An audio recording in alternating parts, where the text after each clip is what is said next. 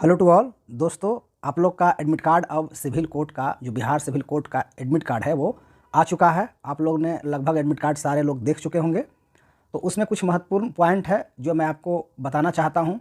बहुत लोग जो पॉइंट है वो पढ़ नहीं पाते हैं, जो निर्देश दिए जाते हैं उसको पढ़ नहीं पाते हैं। तो उसको सेंटर पे जाने के बाद उसको थोड़ा मुसीबत का सामना करना पड़ता है, थोड़ा परेशानी होता है। तो मैं पहले वो सब पॉइंट को मैं क्लियर कर देना चाहता हूँ। अपने वीडियो के माध्यम से मैं आप लोग को बता देना चाहता हूँ कि आपको कुछ पॉइंट का, कुछ बातों का ध्यान रखना है। जिसमें पहला पॉइंट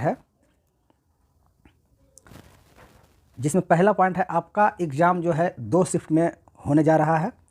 एक आपका अगर मॉर्निंग शिफ्ट है तो आपका एग्ज़ाम 10 से 12 बजे आपका टाइम है, और इवनिंग शिफ्ट में आपका 2 से 4 एग्ज़ाम है।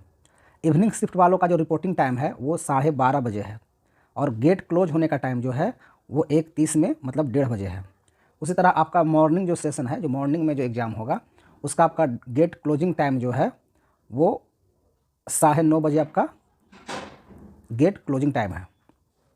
तो इन बातों का आप ध्यान रखिएगा कि गेट क्लोज होने से पहले आप अपने सेंटर पे पहुंच जाएं। वैसे आप लोग कोशिश करिए कि 1 घंटा पहले अपने सेंटर पे पहुंच जाएं, ताकि आप मेंटली प्रिपेयर रहें एग्ज़ाम देने के लिए। लेट होने के बाद ऐसा अक्सर होता है कि मेंटली प्रेशर बन जाता है।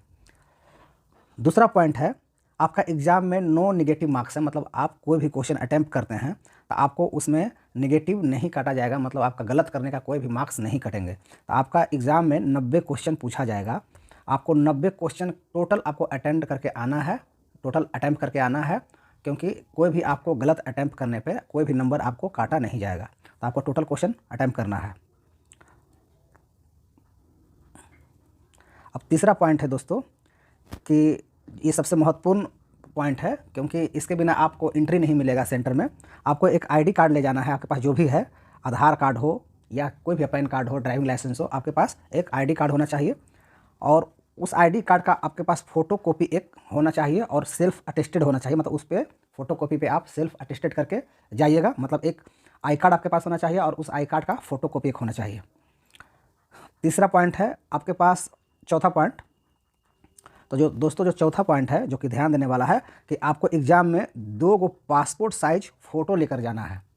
एक फ़ोटो जो है आपका एडमिट कार्ड पे चिपकाया जाएगा, और एक जो है ये आपका आईडी कार्ड पे चिपकाया जाएगा। तो आपको 2 फ़ोटो ले जाना है, क्योंकि 2 जगह पेस्ट होगा फ़ोटो। तो ये 4 पॉइंट को आपको ध्यान में रखना है। आप किसी की तरह का कोई भी वहाँ गलती नहीं करें, ताकि आपको थोड़ा परेशानी हो। इसलिए आप पहले से ही पूरा प्रिपेयर होके जाएँ।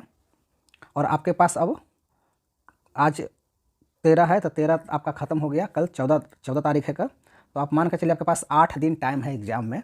मान के चलिए 8 दिन नहीं, 1 दिन पहले तो आपको सफ़र करने में ही लग जाएगा। आपके पास 6 से 7 दिन टाइम है। आप इस टाइम में आप जितना से जितना ज़्यादा हो रिवीजन करें। ज़्यादा फोकस आप हिंदी पे करें, कंप्यूटर पे करें।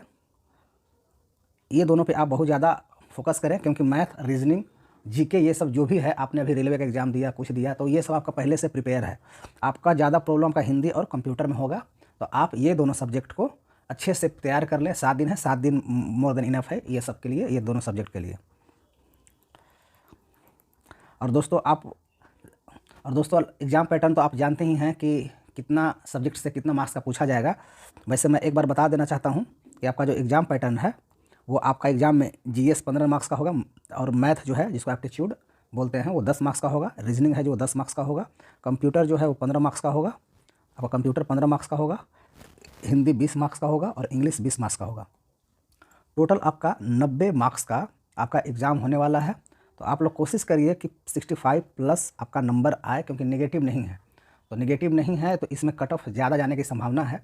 लेकिन इतना श्योर रहिए कि 65 प्लस अगर आप मार्क्स लाते हैं तो आप किसी भी कैटेगरी से हैं, किसी भी कैटेगरी से बिलोंग करते हैं, आपका सिलेक्शन कन्फर्म हो जाएगा होगा। और यहाँ सीटों की संख्या आपका 3300 प्लस है, मतलब 3000 से भी ज़्यादा सीट है।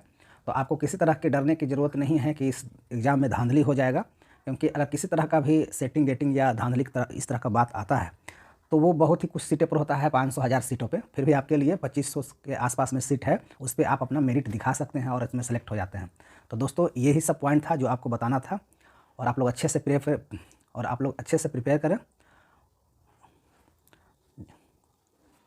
सो थैंक यू दोस्तों, इतना ही बताना था। All the best.